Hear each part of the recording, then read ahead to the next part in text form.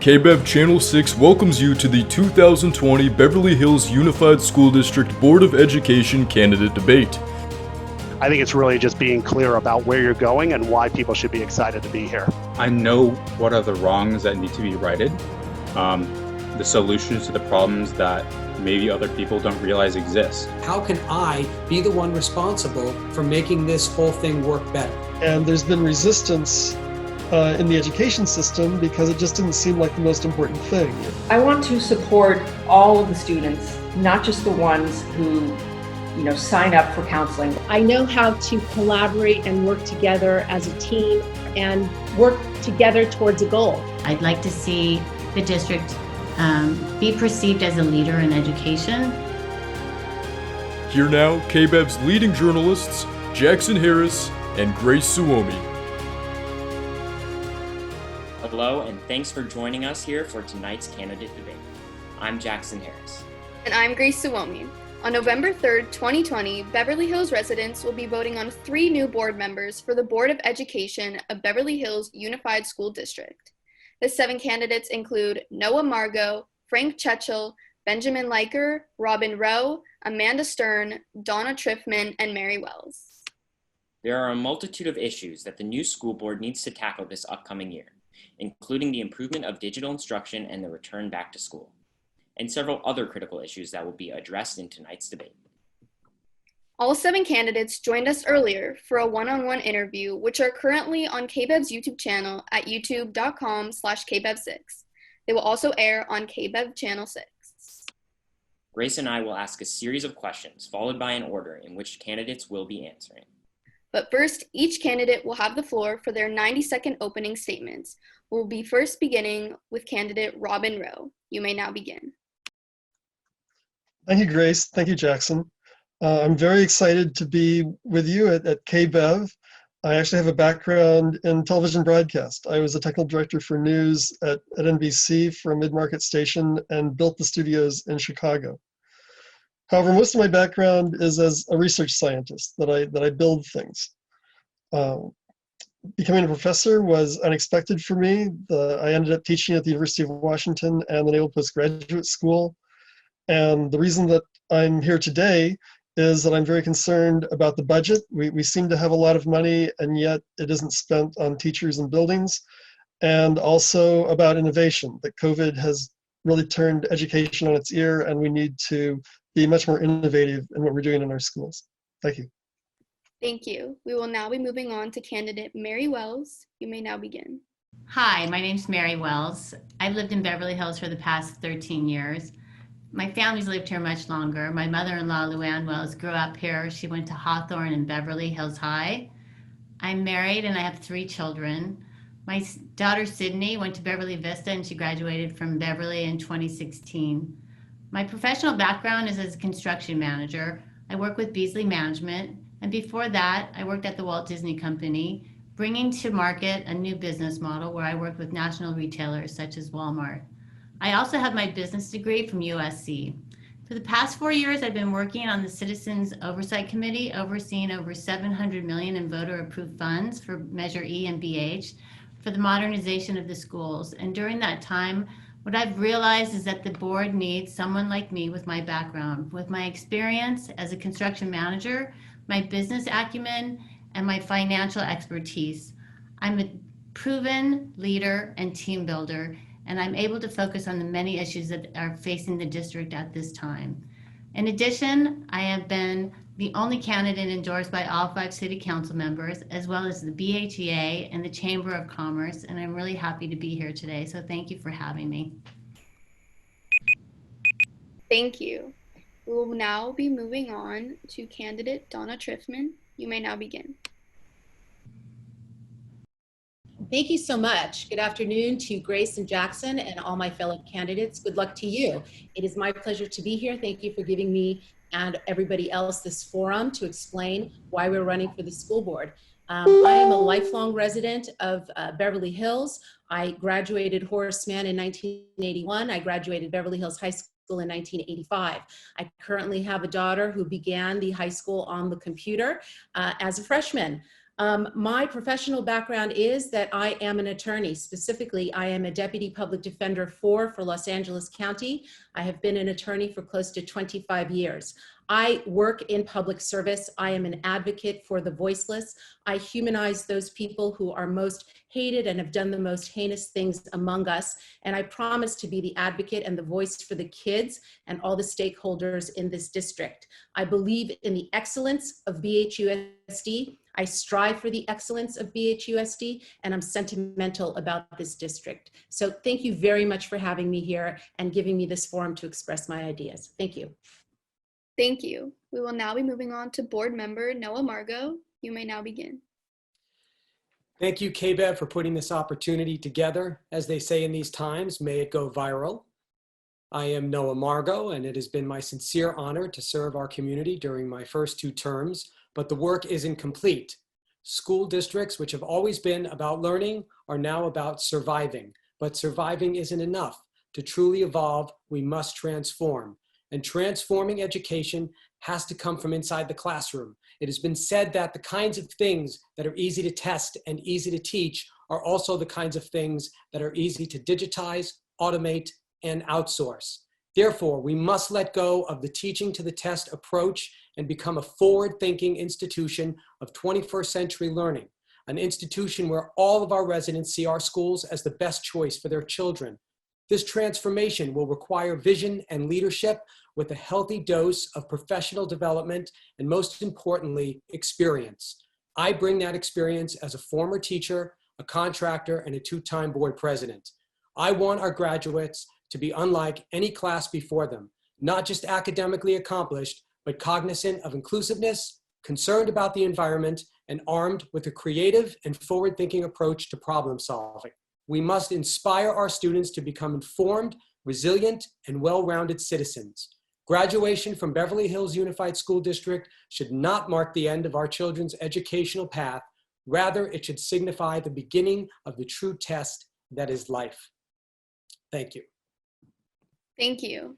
We will now be moving on to candidate Benjamin Leiker. You may now begin. So I may be different, as you can see from all the other candidates. I am less than half anyone else's age. So this is something that everyone else may not expect. You know, not everyone sees a 19-year-old running for school board that often. But I bring a unique perspective. I'm the only candidate who's sat in Beverly Hills schools in the past 20, 30 years. I am the only one who knows precisely what is wrong with the education, why we have dropped from among the top in the state to not even top 50 locally. And that's just concrete metrics. I know what's behind that, what's actually driving the downfall of this district. Nobody's going to be fooled by saying this district has been staying still. It's been going downhill, and that's because we refuse to adapt. We must use innovation, concrete, bold strategies that only someone like me can provide.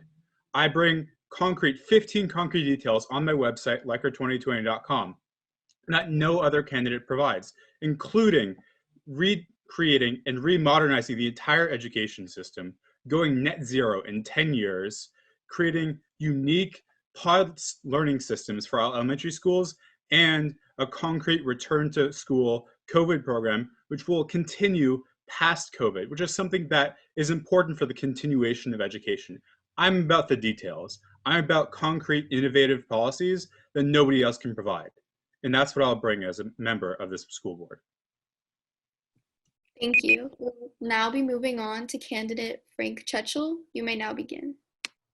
Hi, thank you, Grace and Jackson. My name is Frank Chechel, and I'm excited to be running for the Beverly Hills School Board. So why am I running?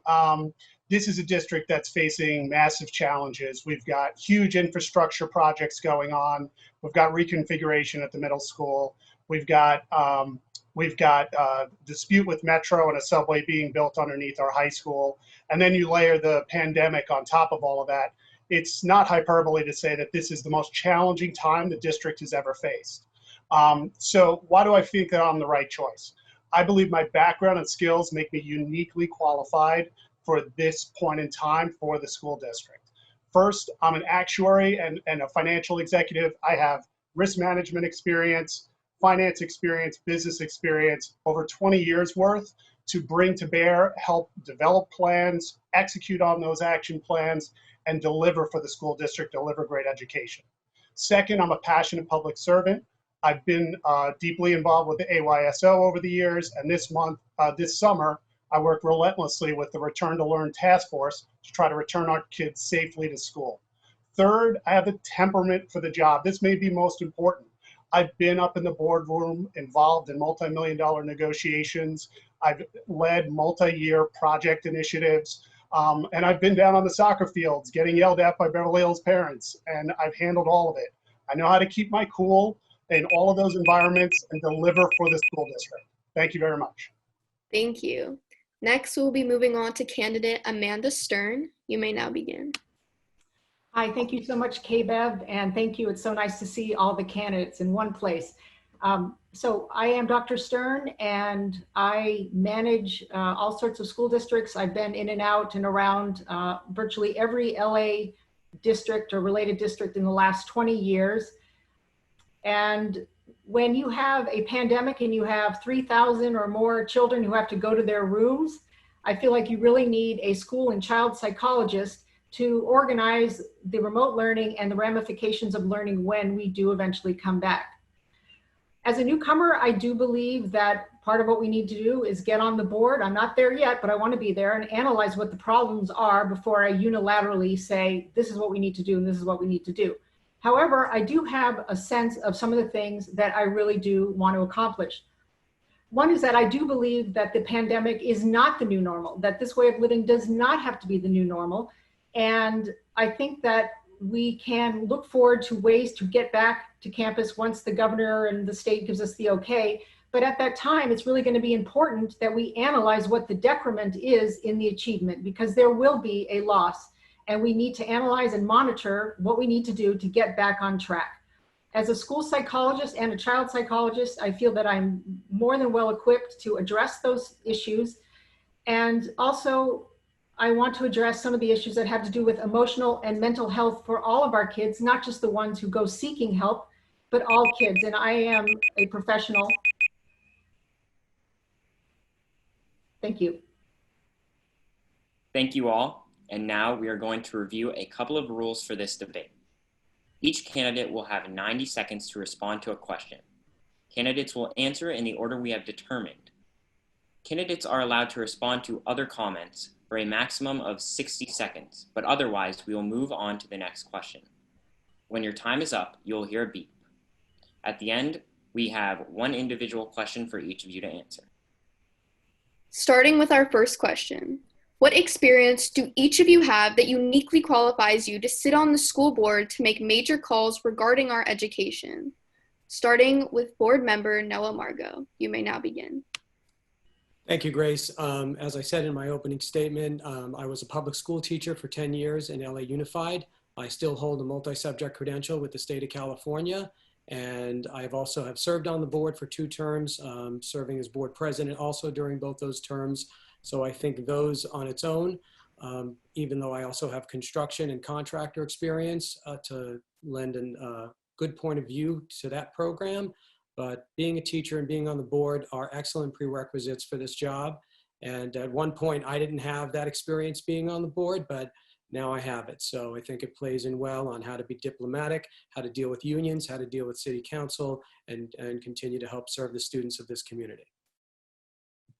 Thank you. Now moving on to candidate Amanda Stern. You may now begin. So as I said, for the last 10 or 20 years, I have been working with schools in many capacities. As a school psychologist, I've been charged with analyzing behavior difficulties, looking at how to oversee day-to-day operations. It's not uncommon for the principal to say, Mandy, you're in charge for the day, I need to go somewhere. And so I definitely have the ability to oversee and understand the day-to-day operations of all the professionals that make up a school district. I'm very familiar with that.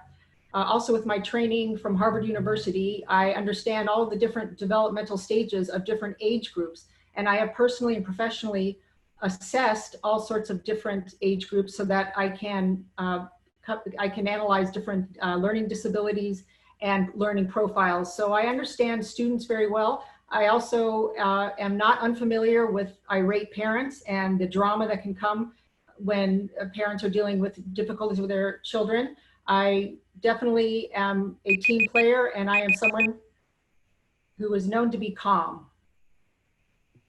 Thank you. Now moving on to candidate Benjamin Liker. You may now begin.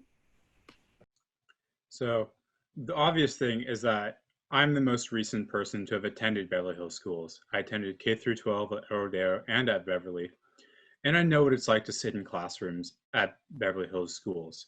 I know who are the good and bad teachers. I know what things work in terms of learning and who is able to be taught in certain ways. In addition, I'm the only one who has privately taught students for nearly a decade in Beverly Hills schools.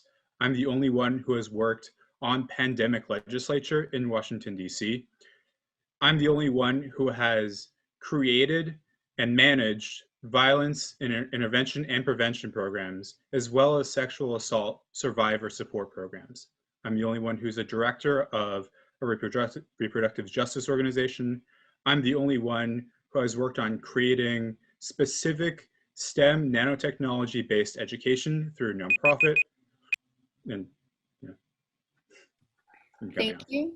Now moving on to candidate Donna Triffman. You may now begin. Thank you, Grace. I'm uniquely qualified because I've been in public service for close to 25 years. I am a proctor on teen court. I volunteer at the Los Angeles County Bar Association Judicial Election Evaluation Committee. I'm a commissioner for the City of Beverly Hills on the Rent Stabilization Commission. When something needs to get done, it is often said that you give it to a busy person to get it done.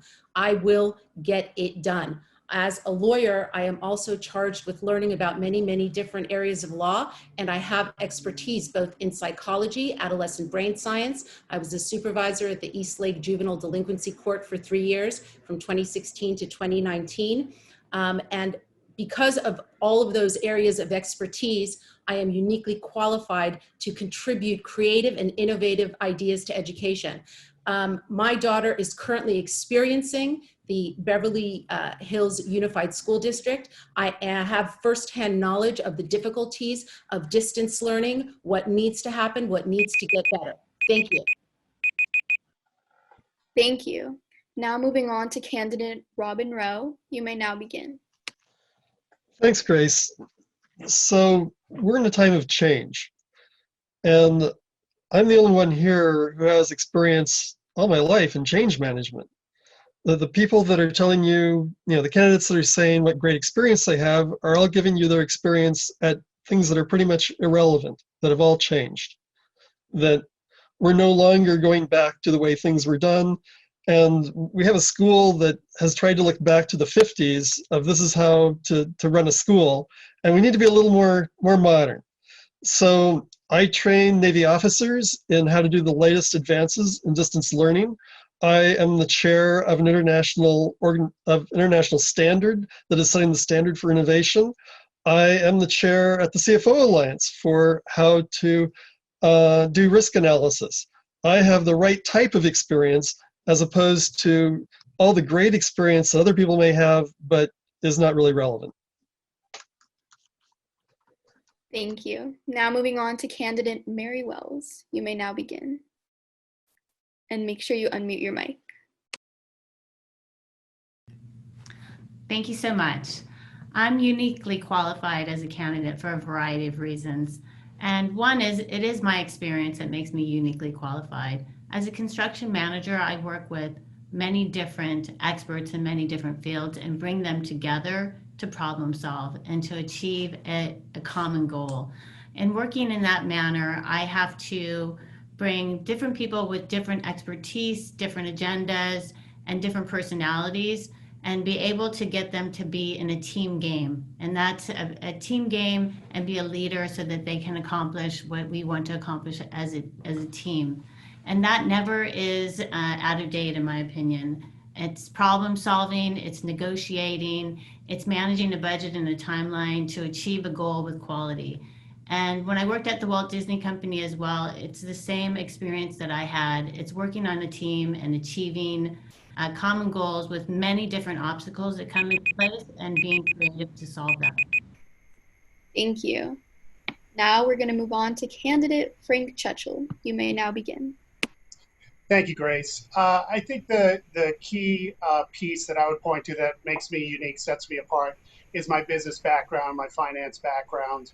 You know, this is a school, I jotted down some stats here. This is a complex school district. We have 3,500 students, roughly, over an $80 million budget, over 300 teachers, 200 other employees at least. I may have some of my numbers not exactly right. This is a very complex organization, right? You layer in infrastructure projects that are going on top of that. It is very complicated.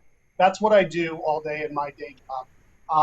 I have finance background. I have contract negotiations, working with teams. I've actually worked remotely and lead a remote team. I actually work for a company that's in New York.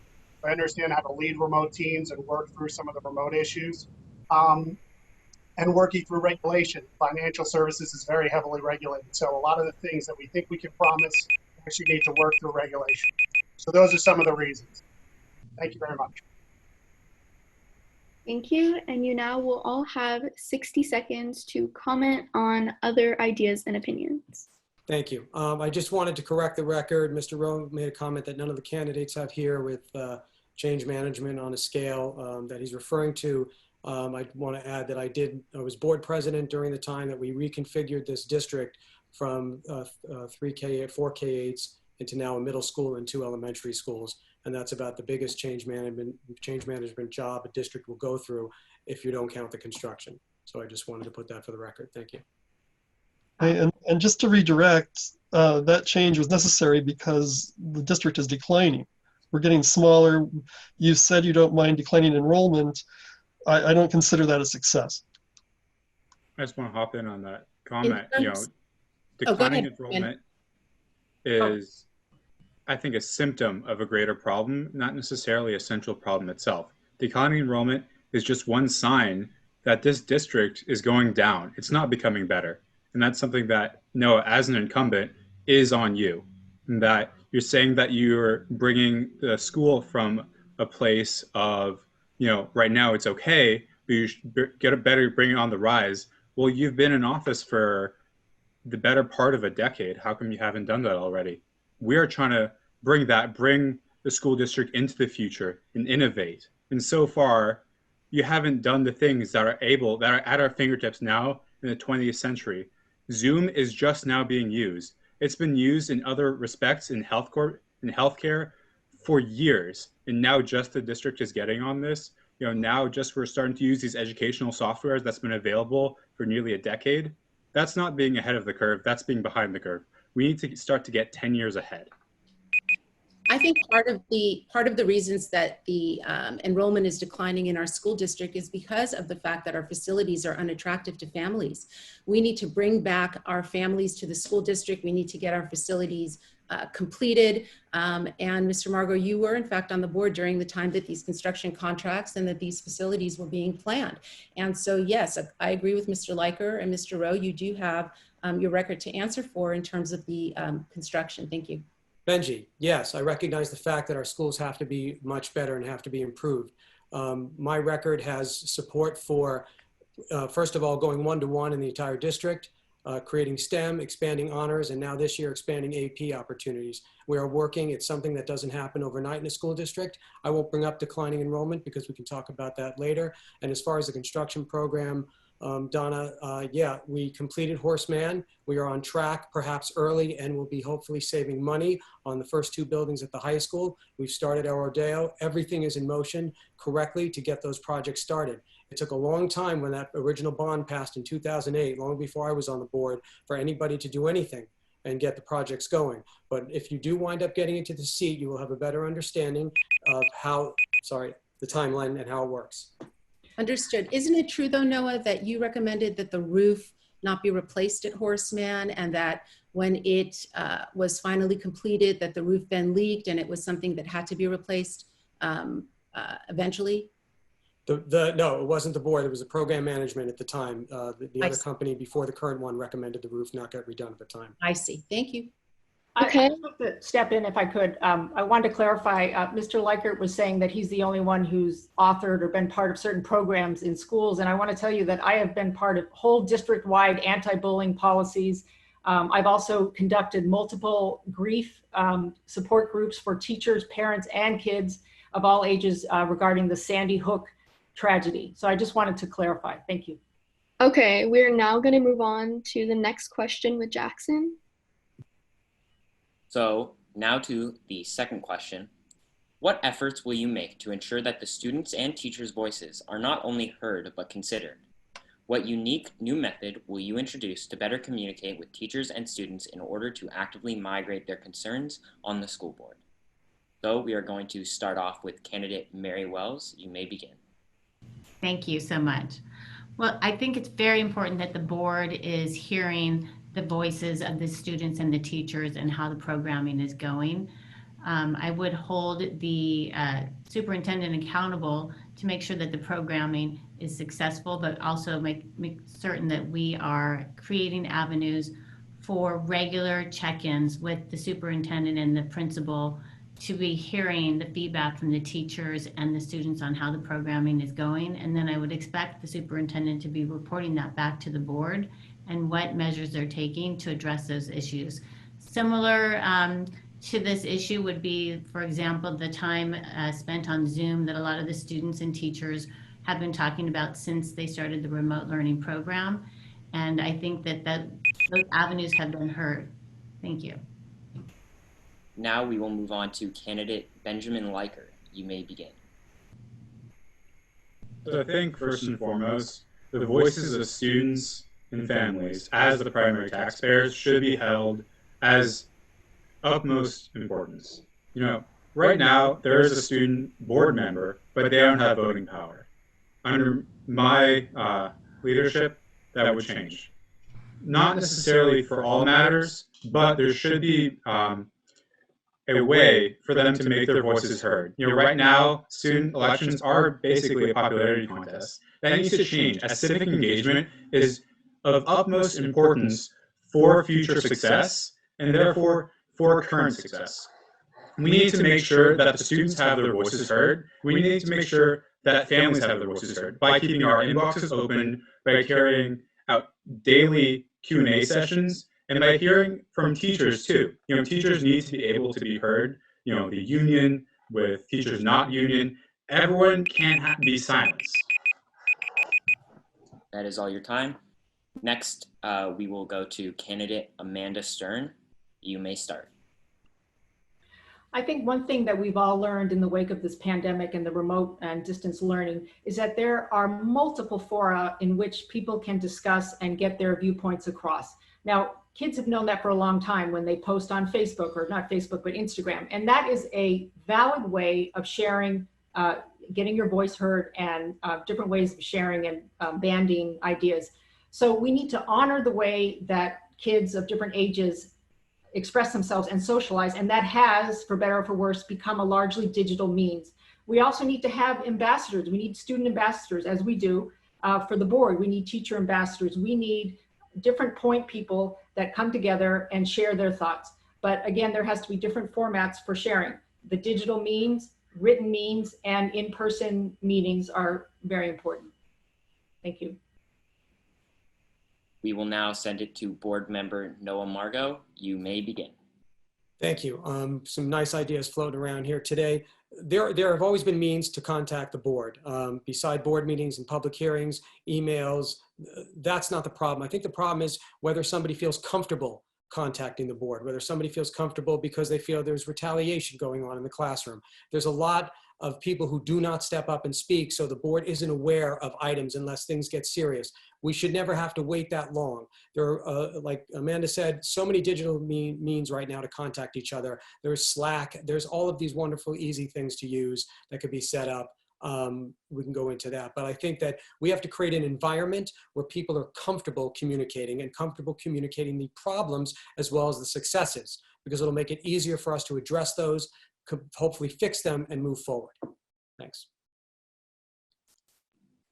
We will now move on to candidate Robin Rowe. You may begin.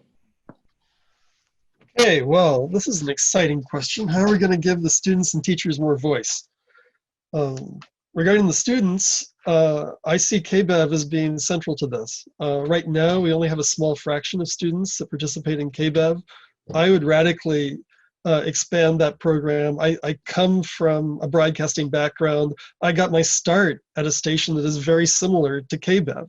So I believe that if we want to give students a voice, let's give them all of a voice, not just the 10% or whatever small percentage we have at KBEV right now. The other thing is the teachers. If we listen to teachers, I think the thing that they will tell us more than anything is that they would like a raise.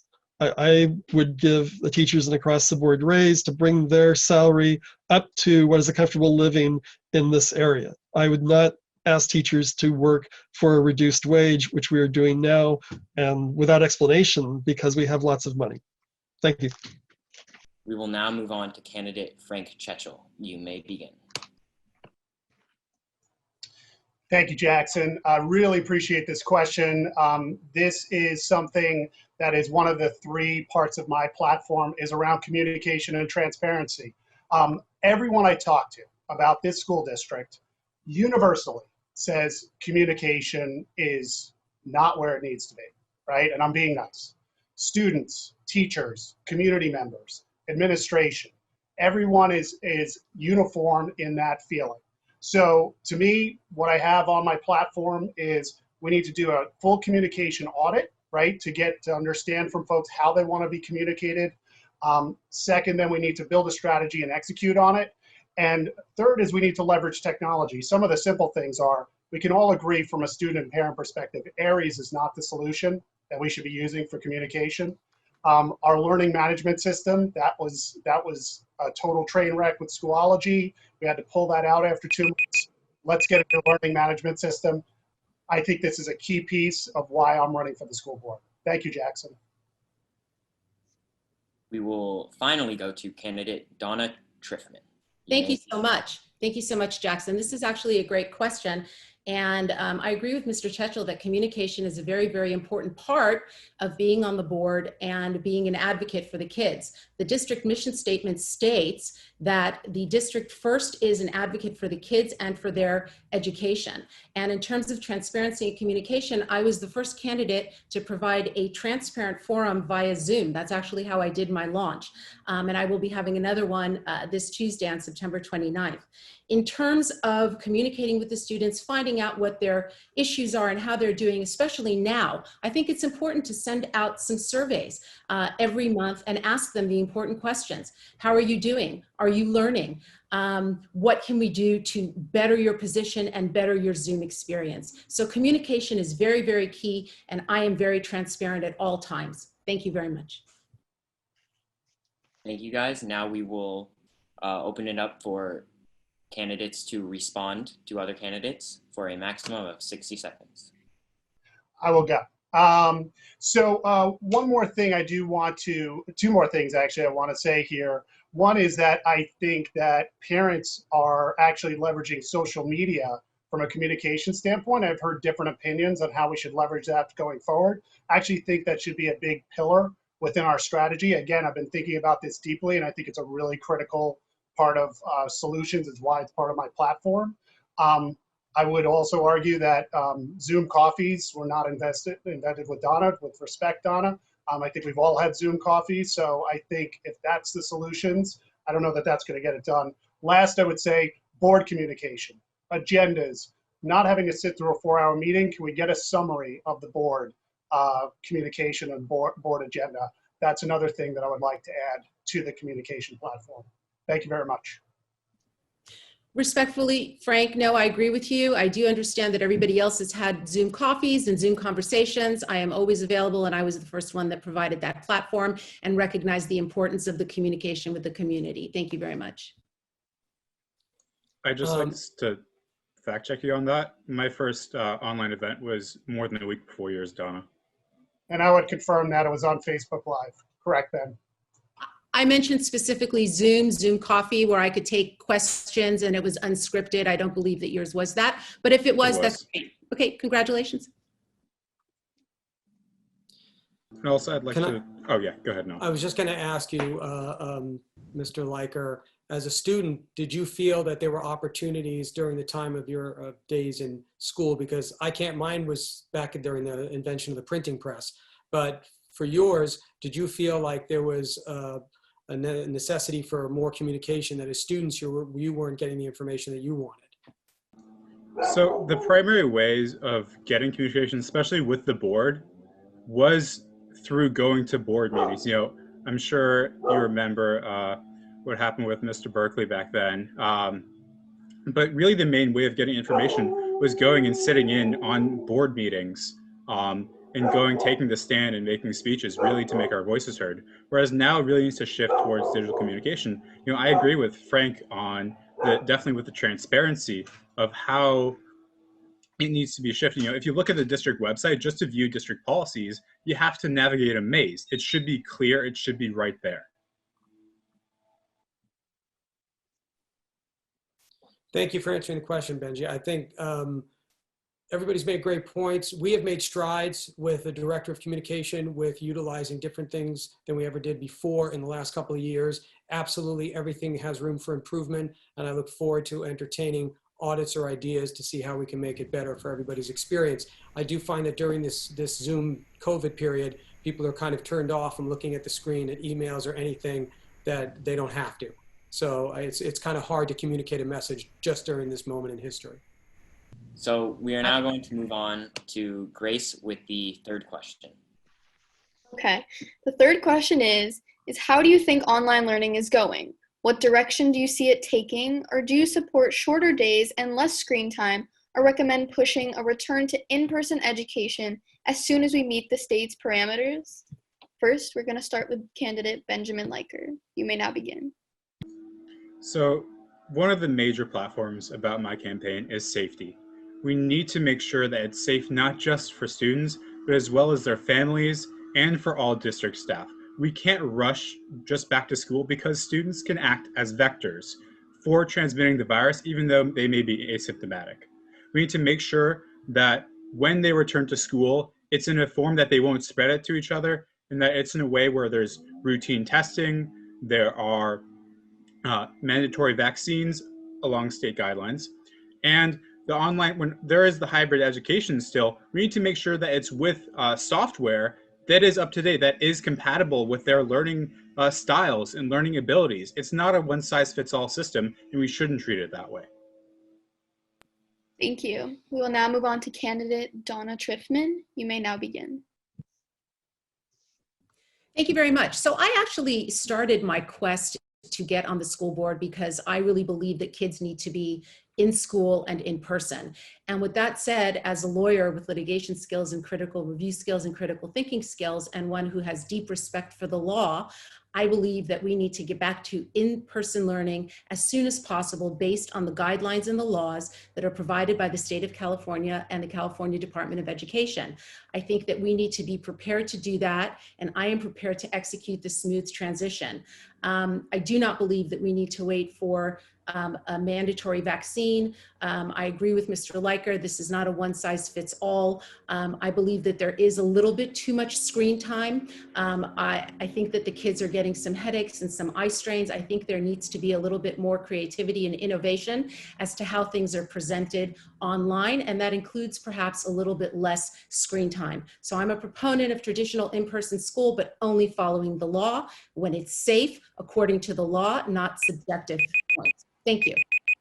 Thank you. Now moving on to candidate Amanda Stern. You may now begin. This is an excellent question and very important and critical at this point. I think that I definitely feel that in-person learning is far superior and something we need for children and the way they learn with their peers.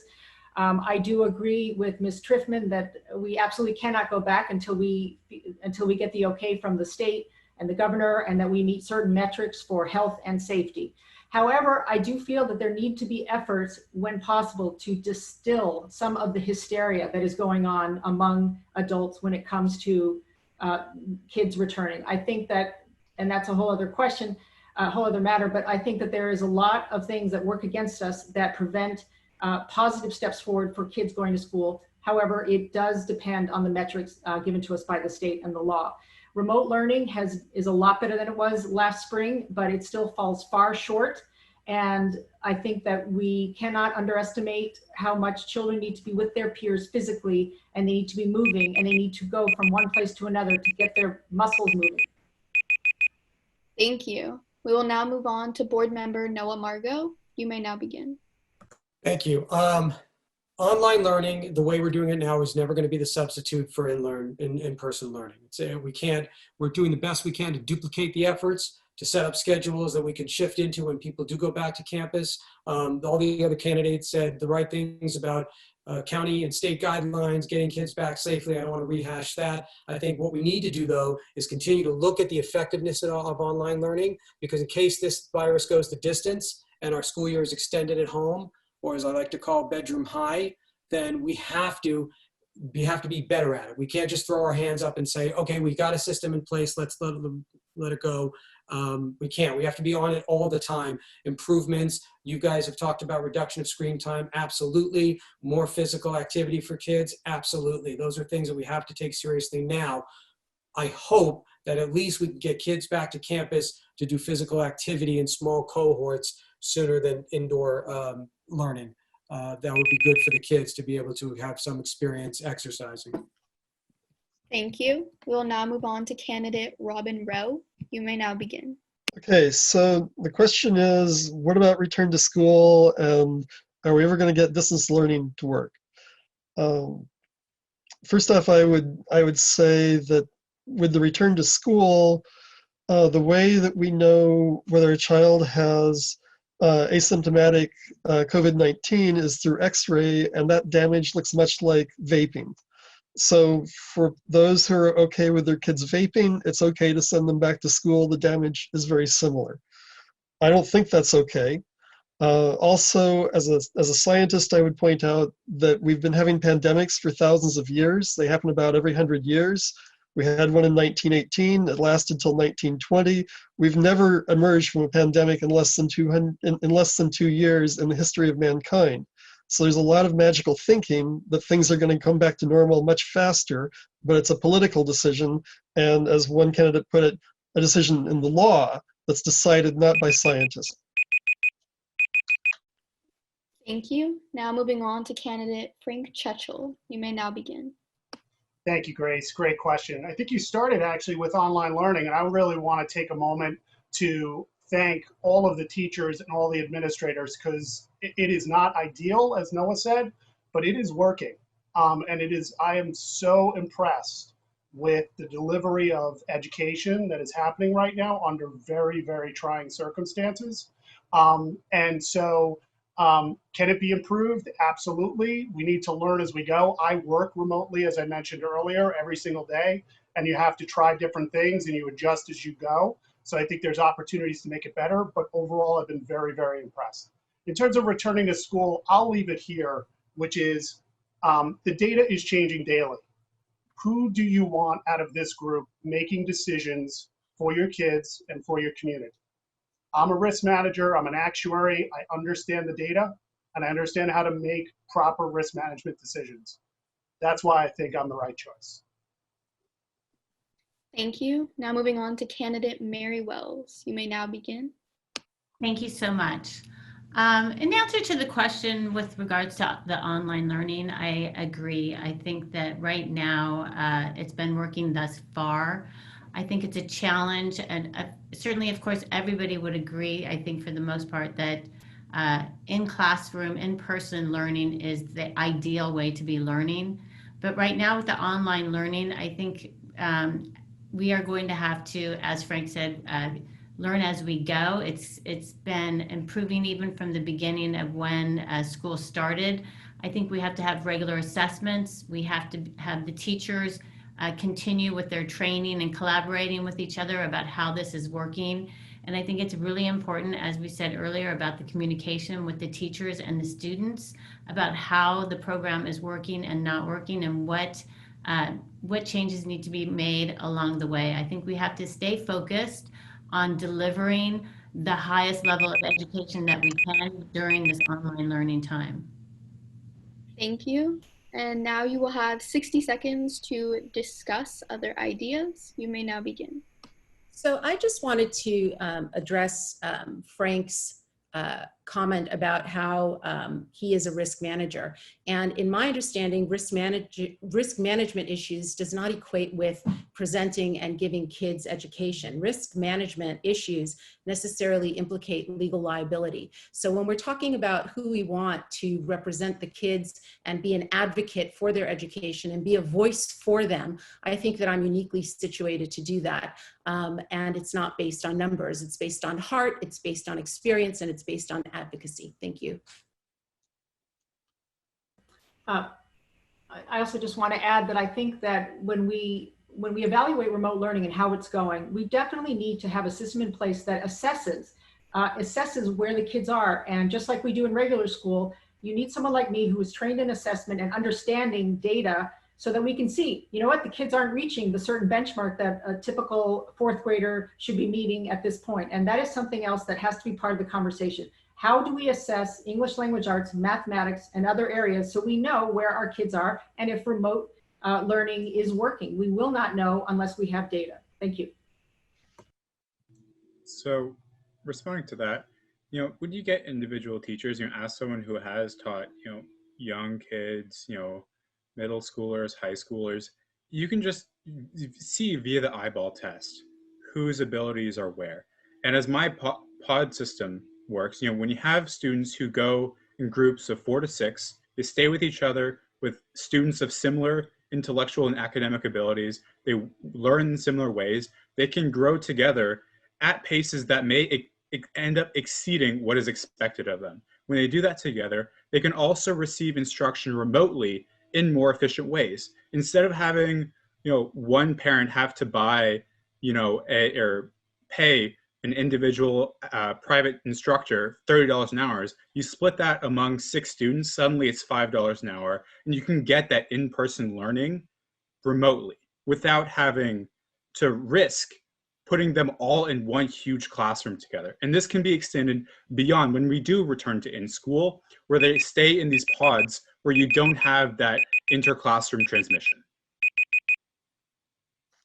Okay, and so there are just a couple of things that were said by other candidates that I'd like to respond on. One is that everyone agrees that in class is the best learning. I don't agree. I also don't agree that pods are the best idea. But since I only have a few seconds here, I'm not going to get into that. I'm just going to say that I'm all about innovation in education. What I'm interested in is none of the above. I'm interested in outdoor learning. I'm working in collaborative AI learning right now.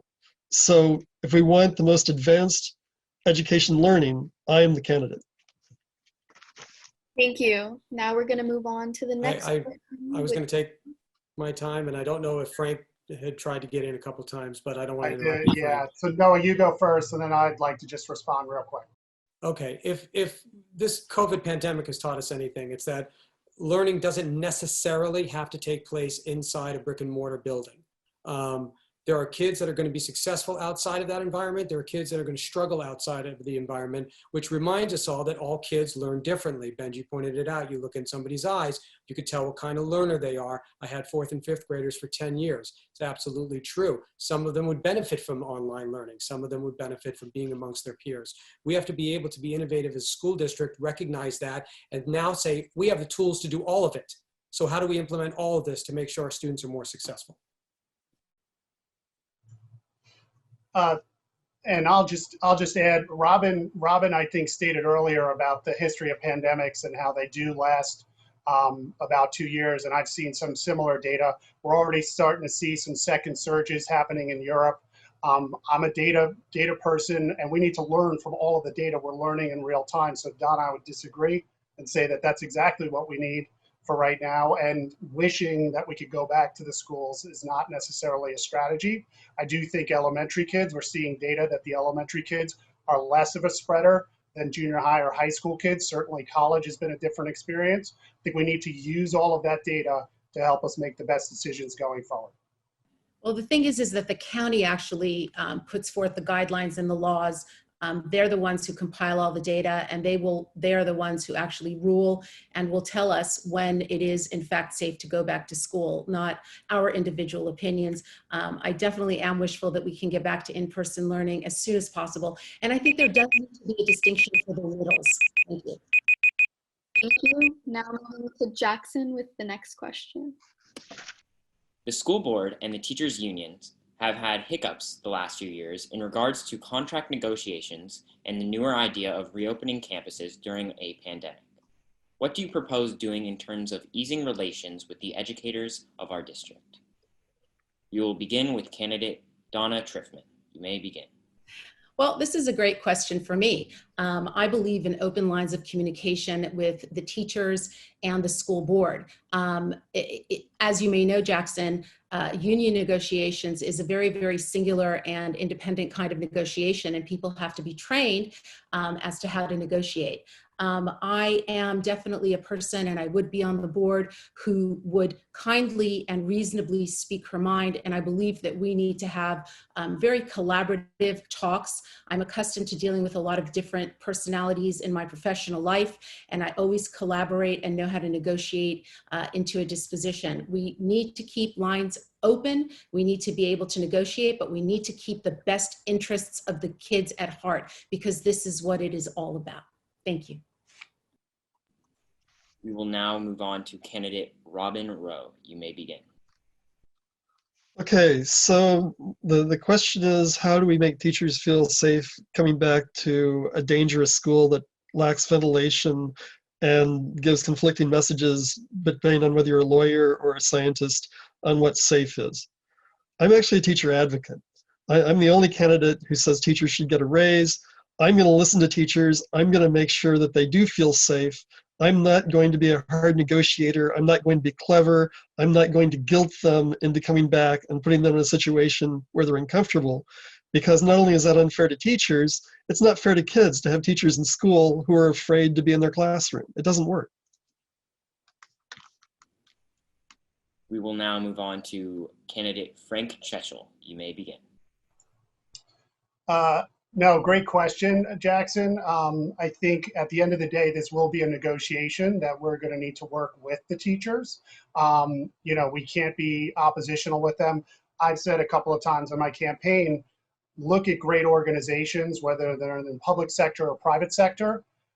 Look at how they treat their employees, and I will tell you right off the bat if that is a strong organization or not. So the teachers are watching right now in terms of how we treat them now and what that means for the negotiation next year, and also whether they want to stay here within the district. I think we have great teachers, and I have to say, actually, our administration has done a really great job under really trying circumstances as well. So I'm looking forward to that negotiation and working collaboratively with them. We will now move on to candidate Amanda Stern. You may begin. So as a school psychologist, every day I am either talking to a teacher in person or I'm emailing with them about a class problem, or we're talking about difficulties with certain students or curriculum matters. So I definitely advocate for them, but I'm also reasonable in understanding that there has to be a balance between what will benefit the child and the whole classroom versus what is okay just for him or her. I think the collective bargaining agreements are a very good vehicle for employers to understand where these teachers are coming from their union. And it's very important that we collaborate with them constantly. But I also want to make it clear that there are a lot of teachers who have told me personally that they want to go back to the classroom. And in fact, at one school that I'm consulting with in Glendale, the teachers have the choice of either working from home or at school. And I would say about 25% choose to come in, even though there's no children. So we can't just assume that all the teachers unilaterally do not want to come to in-person schooling. We will now go to candidate Mary Wells. You may begin. Thank you. The question is about the school board and the teachers union and how they are going to be able to negotiate together. And I agree. I think it is a collaborative negotiation. I first and foremost am advocating for our students, but equally I advocate for the teachers. So I disagree, Robin. I think I am also an advocate for the teachers. We want We want the school to be the best school in the, to rise to be a leader in education. We need to attract the best teachers. And we have to attract teachers that are the most qualified so that our students can get the highest, level of teaching. So in that collaborative negotiation, I'm always going to be negotiating for the students and for our stakeholders, but we want our teachers to be as well to be feeling like they are getting a very good deal in our negotiations and that their needs are being met as well. Okay, we will now move on to candidate Benjamin Liker. So, I think it's, obvious that, as the safety candidate, that I'm not going to send teachers into the line of fire. I cannot expect, we should not expect them to put their lives on the line. That's not in the job description. We should be making sure that their environment is as safe as possible. So we shouldn't, rush back to schools. In terms of negotiation, CBAs are a way in which their voices can be heard, in a way that the sum is greater than the collective parts. It's a way for their voices to be heard in a greater magnitude than if they each spoke up individually. And that's something that must be taken into account, that these, asks by the union are in fact something that teachers really are asking for. These aren't not just some whoop-de-doo asks. They are legitimate concerns that needs to be addressed as such. We will now finally go to board member Noah Margot. You may begin. Thank you, and bless you, Benji, from before.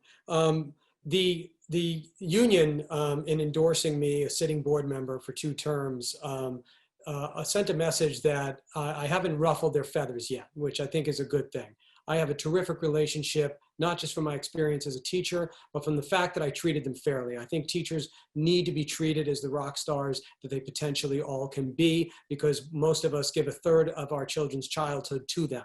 So we need to have that in mind. And when we negotiate, they have received raises for the last 8 years that I've been on the board and increased salary benefits. The issue about coming back, we need to make them feel welcomed enough to want them to come back, and then they'll get excited, and then kids will want to be part of that excitement. That has to be done by embracing their needs, their wants, their safety concerns, allowing them to get on our campuses. Those that already are not on there. Mandy, there are teachers working in our schools all the time now. And that I think will get them back and together and keep us cohesive as a board and union. Okay, I will now open it up to responses. You guys may begin. Thank you. So, I agree with Noah. I do think that our teachers deserve to be treated like rock stars, the ones that are definitely. And I think that their interests should not trump the interests of the kids at all. I think it's about balancing the interests and balancing the interests of all the stakeholders, with the idea in mind that the kids must come first, with consideration given to the teachers. I've been working since this pandemic started as an essential worker. I go in, there's a certain issue of personal responsibility. That's why we have standards. That's why we crunch the data. That's why there are guidelines. So I do believe in a balancing of the interests more than just listening to one group's ideas or interests first. Thank you.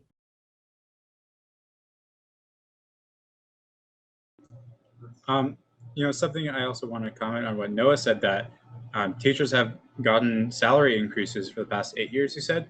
I think also a part of that, what we need to start doing is increasing performance-based bonuses. We really need to start rewarding our best teachers. And that's a way to attract the best teachers from other districts.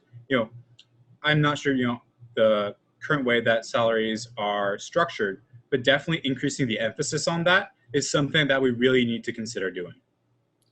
So Benji, that's been a topic of conversation. From our understanding, and unless I can see different, that's not allowed in this ed code public education realm. Private schools, yes, not in our world. But certainly that idea has been floated for years. There are other ways to appreciate teachers and let them know those that are doing a good job are the examples, and people should be following that. I also want to bring up that it's really difficult to assess a teacher's success and performance based on metrics such as assessment scores and things like that. I was a sixth grade teacher many years ago, and I do remember that if you happen to have one child who really wasn't a fit for the school or who had, a lot of issues, that it becomes very difficult for you to move forward with the entire group. And if your bonus is predicated on the performance of the whole class or the test scores, then that teacher who tried very hard might really be at a disadvantage. So I don't think that's the best way. There needs to be a qualitative and a quantitative balance to assess performance. But I guess what I'm saying is it can't just be one score, and it's very difficult to monitor the success of a teacher. I just wanted to respond real quick with a couple of thoughts. First, I would really encourage, parents in general and even community members, reach out to the teachers. Their contact information is readily available, and I've always been encouraging folks, reach out to the teachers, talk to them about how they're doing first off, and secondly, like how you can support them, and third, who do you think are good candidates for this fall's election. The second thing I would say is that salary is definitely very important. Another thought that I have is professional development for the teachers. What are we doing to support them to help them get to the next level as teachers, right? Do they maybe want to become administrators? So I think trying to find ways to support them, not just set dollars, which is always important, but some of those other aspects as well, I think is really important as well. Thank you. And now we will hang 1 second. I'd like to get a number from Mr. Margot. What was the average teacher salary before, and what has it been raised to? Can you give us some numbers? That's on a schedule, so it depends on the teacher's experience coming in. There's so many numbers involved with that question. I cannot give them to you right now. They're available, but I can't give them to you right now. I don't have them in front of me.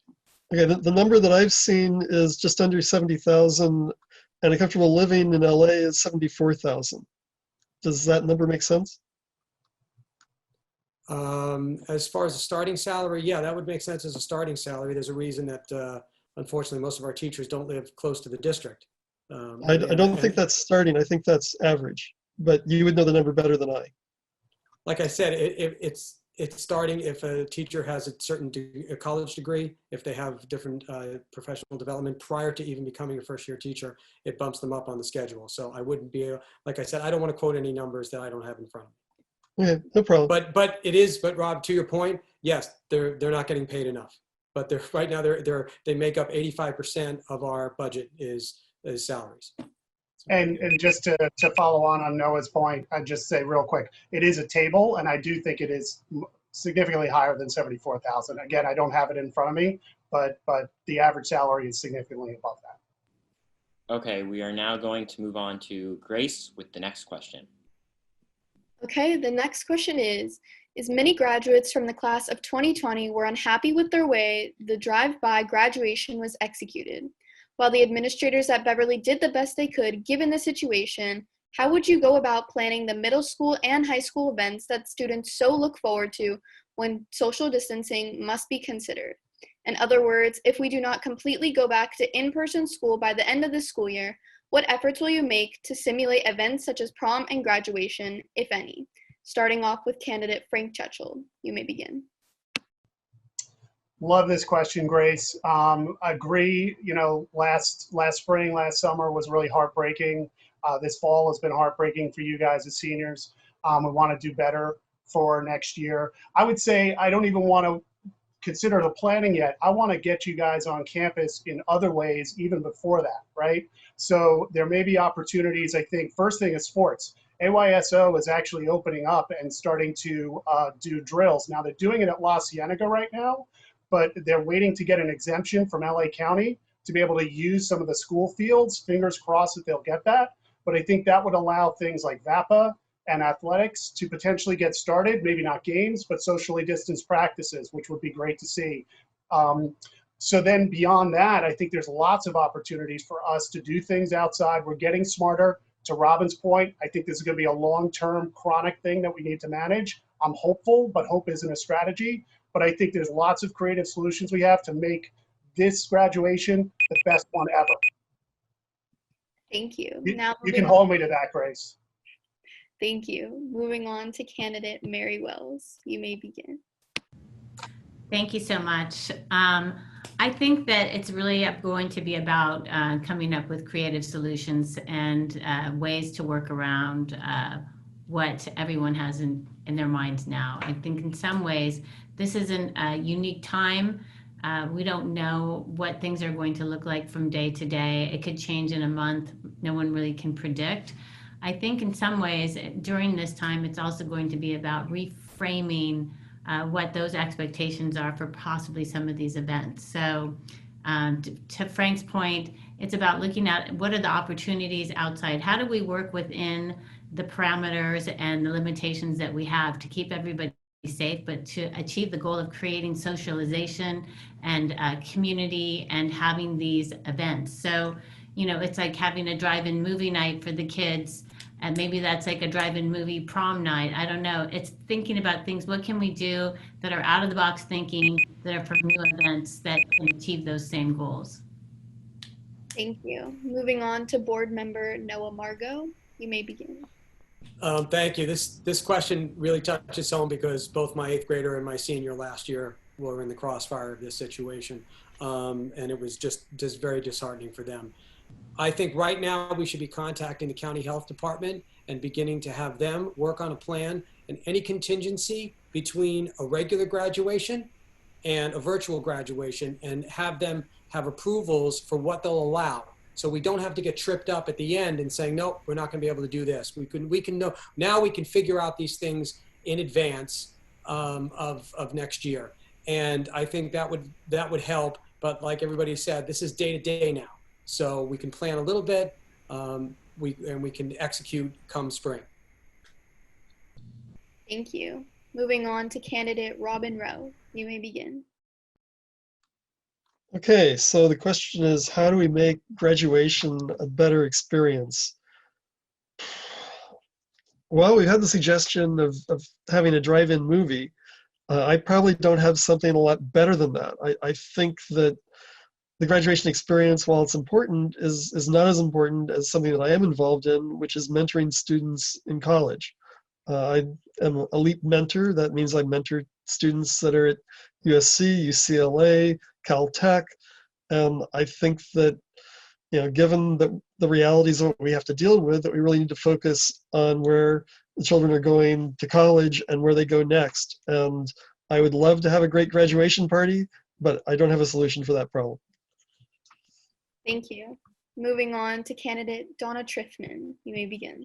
Thank you, Grace. So that's a great question. And actually, during this time, we need to make sure that we are flexible and that we are resilient. And that applies to both the adults and the kids. When graduation came up, my daughter was in 8th grade. I proposed many different types of drive-through events to certain district leaders, and they were always shot down as, no, we can't do that. No, that's not going to happen. So I agree with Robin. We need innovation. We need creativity. We're able to distance outside 6 feet and stay safe and masked. And we have big fields that can accommodate such an event, such as the football field at the high school or the fields at Beverly Vista. And I've been a proponent of those kinds of events for many, many months now, and was met with a lot of resistance. My daughter went to Catskills. They did have Mary a drive-in movie in the Greystone Mansion parking lot. So that actually is something that's very, very feasible.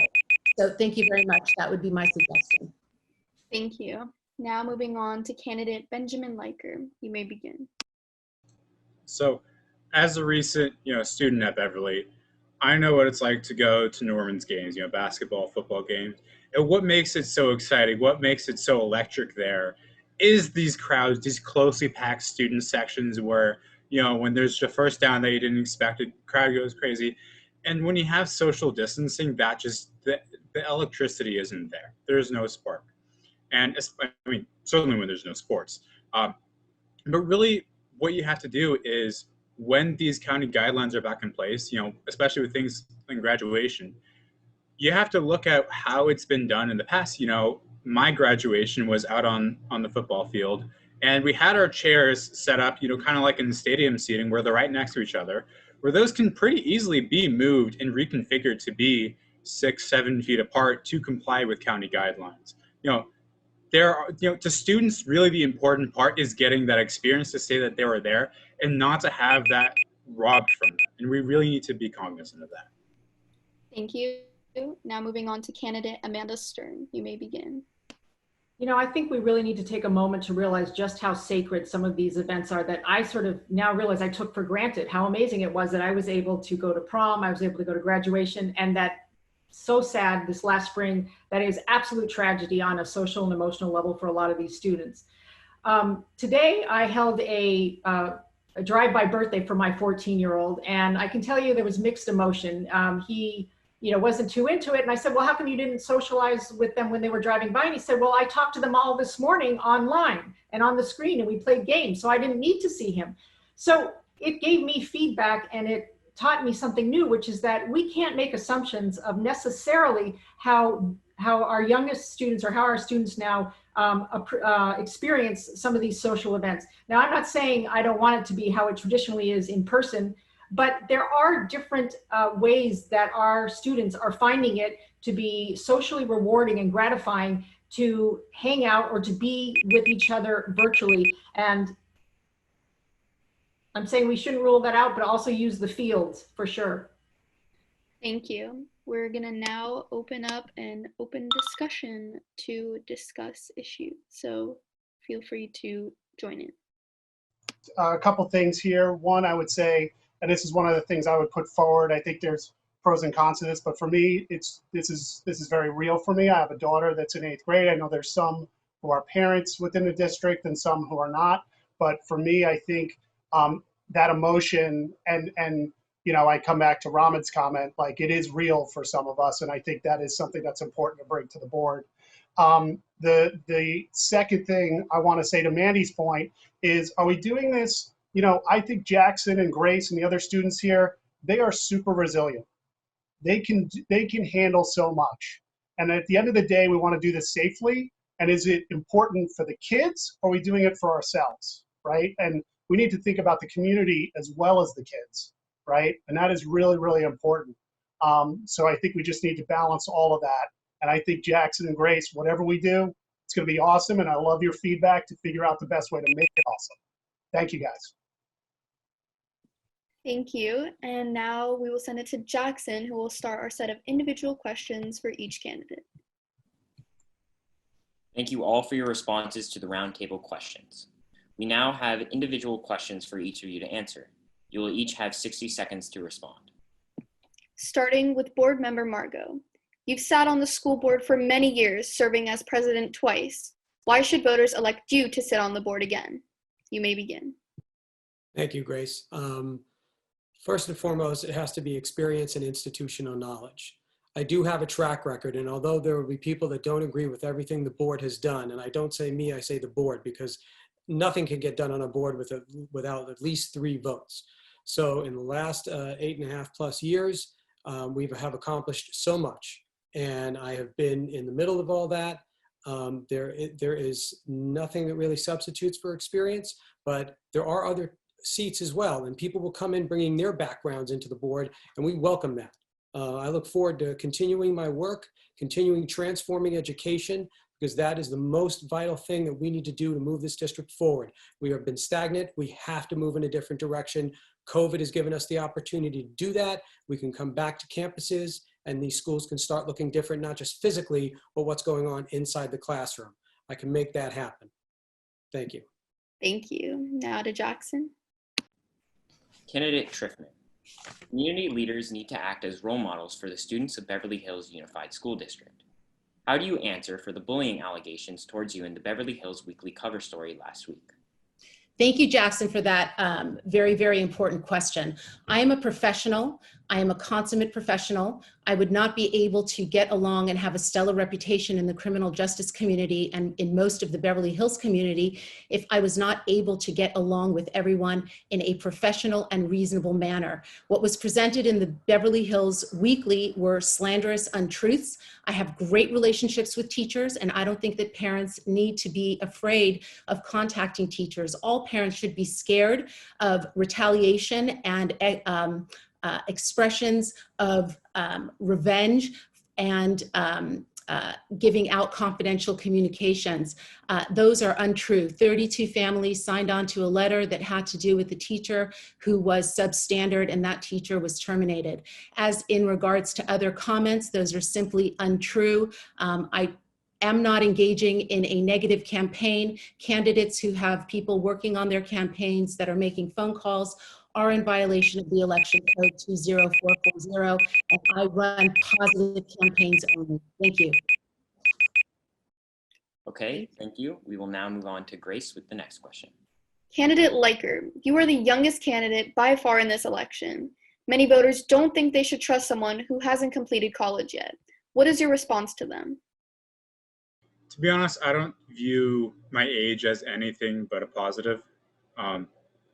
You know, the way I look at it is that a lot of other people may be sullied by, their experience, by what they've, been disappointed with the way that education's gone so far. I've been in the midst of it. I know what it's like. I'm the closest to it. I received a Beverly Hills education just over 2 years ago. That gives me unique perspective. As a student, I know what needs to be done, or recent student, I should say. And furthermore, as a young person, I know what motivates these kids. I know what Gen Z, what really gets them going. I know how to tap into their true learning potentials and how to get them to that next level that I don't think anyone else even really realizes that I do.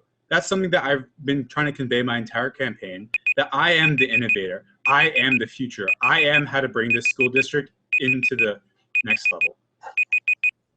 Thank you. Now to Jackson. Candidate Wells, your list of endorsements are impressive and your website is upbeat. But how does your background in construction help you make defining decisions in children's education if elected to the board? Well, that's a very easy question to answer, actually.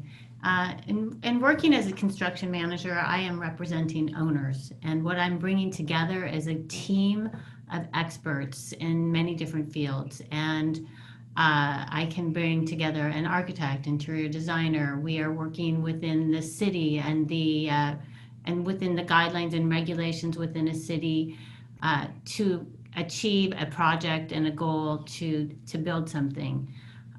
All the while I am representing that owner, that stakeholder. And I'm bringing a group together so that we can make decisions, and I have to listen to the experts that we have, and I have to get everybody to work collaboratively to make decisions based on hearing other people's expertise to deliver a project that's within a budget that meets a timeline of completion and also delivers a quality project, a quality product that was negotiated for in the first place. Okay, we will now move on to Grace with the next question. Candidate Stern, you've mentioned on your Facebook page that you want to increase advanced placement enrollment for students. In terms of high school, advanced placement courses are rigorous and tough for the average student. How would you help enrollment grow? First of all, I want to increase access. So I want there to be both quantitative, so numerical testing data, and also qualitative information about how a student is motivated to learn through teacher recommendations and observations, that more kids can access actual AP classes than we believed previously. I'd like to offer a wider variety of types of AP classes so that we grab more interested kids. But also there needs to be more support in general for the A through G requirements, which for those of you who aren't sure what that is, what the UC system says kids need to have under their belt in order to be able to get into the four-year colleges. So there needs to be support, whether it's teacher training in a professional capacity, or there are more resources for parents to understand some of this material so they can also foster and collaborate with the teacher to help their students stay the course for AP classes. It is the AP classes that are going to make our school district become the choice for the community rather than the exodus that goes to private school and put us back on the map. Thank you. Now to Jackson. Candidate Chechel, your TED Talk on gender equality speaks volumes to your character and views. How can that translate to helping our school district educate our students on the lack of gender equality some might face in the modern world? Thank you, Jackson. That TED Talk I gave, just a little background for folks, I gave a TED Talk 5 years ago. I was invited to talk about gender equity issues and spoke about that. I believe passionately in those issues and working hard to, I think there's a lot of work that we have to do, both in the school and in our greater community. I have a working wife who's a doctor. I have a daughter that I want to see get paid the same amount as Jackson might, right? For the same work, right? So this is something that I believed in for a long time. That was something that someone asked me to do, to step forward and give that presentation. I felt a little awkward about it, but I'm really proud of the work that I did there, and I really believed it in my heart and soul. I come from working parents, mom and dad who both worked, and my dad cooked dinner for us. And I think there's just so much that we could do individually and collectively to really push that issue forward. Thank you. Thank you, and now on to Grace. Candidate Rowe, you talked a lot about AI, or artificial intelligence, the future of technology, and your teaching experience as a professor. But how does that experience relate to a district educating kindergarten through 12th graders? So the question is really, what is collaborative AI and how does it intersect with outdoor learning, which is the other thing that I mentioned. So right now we have a system that's evolved for doing in-class learning, often under bad fluorescent lighting. We have a lot of kids with glasses. We have a concern about screen time and a lot of research that shows that we're not going in the right direction with that. So with collaborative AI, the AI actually helps us do what we're doing. I lead a international standards group. We're using collaborative AI to write an international standard on innovation. So OpenAI is actually writing the document for us. So within minutes, it can write the equivalent of a term paper. And then as a group, we're going through this and we're making it more human. We're adding things that it missed. We're reacting to things that are surprising to us. We're working together with the AI, because those who don't learn to work with AI will be replaced by AI. Okay, so thank you all for your responses. Now we are going to close off the debate with the closing statement from each of the candidates. Each candidate will have 60 seconds. We would like to hear one aspect of the school board that you believe is flawed and what you would do to change it if elected. So I think first and foremost, the school board should focus on education, not anything, when we were talking about today, what we've seen ads about, what you've seen dialogue about, it's been about construction, it's been about these lawsuits, it's been about the budget. It should be about education first and foremost, at the very center. It shouldn't be about anything frivolous like that. It should be about how we can bring our educational system into the future, how we can innovate, how we could become a world and countrywide leader, how we can do ambitious things like go net zero in 10 years, like create a universally great return to class COVID program that has concrete steps, like creating a new educational in-class system to really excel and have students go and create a future for themselves that allows them to live up to their fullest potentials. A system that is future-proof, a system that challenges students to become who they're destined to be. Thank you. Now moving on to candidate Amanda Stern. You may begin. So first I'll address what maybe one of the identified problems with the board is. I think that communication continues to be an issue. My understanding is there's a lot of very smart people who have a lot of great ideas. There's been a lot of hard work among all of them, but there's been a breakdown with some of the communication avenues. I think that the metro system, situation became very difficult. I know that we're now in eminent domain proceedings, but I do believe that, as long as we uphold the metro to meet the rules for the environment and to minimize impact, it's something that we can be the watchdog for and move forward.